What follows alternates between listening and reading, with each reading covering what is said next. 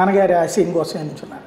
అంటే నెహ్రూ గారి మనస్తత్వం ఏదైనా ఒక వ్యక్తిని నమ్మినా, ఒక వ్యవస్థను నమ్మినా, ఆ వ్యక్తి కోసం, వ్యవస్థ కోసం చివరి దాకా నేను ఉండాలి అని చెప్పిన ఒక మనస్తత్వం. అదేవిధంగా ఆయనకి అత్యంత ఇష్టమైన నందమూరి తారక రామారావు గారితో కానివ్వండి, అదేవిధంగా వైఎస్ రాజశేఖర రెడ్డి గారితో నెహ్రూ గారు అదే విధంగా ఉన్నారు. వాళ్ళలో నచ్చిన క్వాలిటీస్, నా కమిట్మెంటు, క్యారెక్టర్ అదేవిధంగా నేను గారు ఉండాలని చెప్పని అదేవిధంగా కమిట్మెంట్ ఉన్నారు.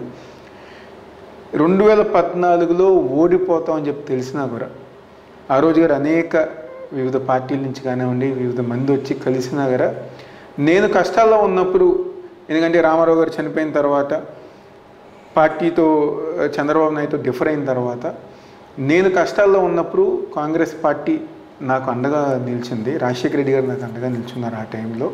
కాబట్టి ఇప్పుడు పార్టీ కష్టాల్లో ఉన్నప్పుడు నేను వదిలి వెళ్ళిపోవటం చాలా తప్పు.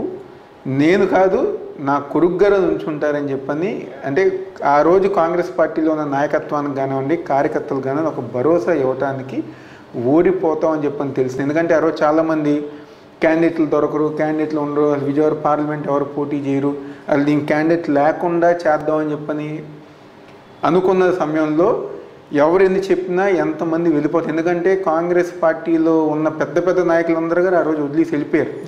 వాళ్ళ రాజకీయ జీవితమే కాంగ్రెస్ పార్టీతో ప్రారంభమైన వాళ్ళు గారు చాలామంది వదిలేశారు. కానీ ఒక నమ్మకంతో ఏ విధంగా అయితే ఉందో దానికి అనుగుణంగా ఆ రోజు నెహ్రూ గారు తీసుకున్న నిర్ణయం పరంగా ఓడిపోతామని చెప్పని తెలిసిన 2014లో ఆయన ఎమ్మెల్యేగా, నేను ఎంపీగా పోటీ చేస్తాం గారు జరిగింది. అప్పుడు మీకేమని చెప్పారు? ఒకటే చెప్పారు, మనం ఇబ్బందులో ఉన్నప్పుడు పార్టీ మనల్ని ఆదుకుంది. ఈరోజు పార్టీ ఇబ్బందులో ఉన్నప్పుడు మనం మన కంఫర్ట్ చూసి వెళ్ళిపోవటం కాదు, పార్టీకి అండగా ఉండాలి. ఎందుకంటే ఆ రోజుల్లో నేను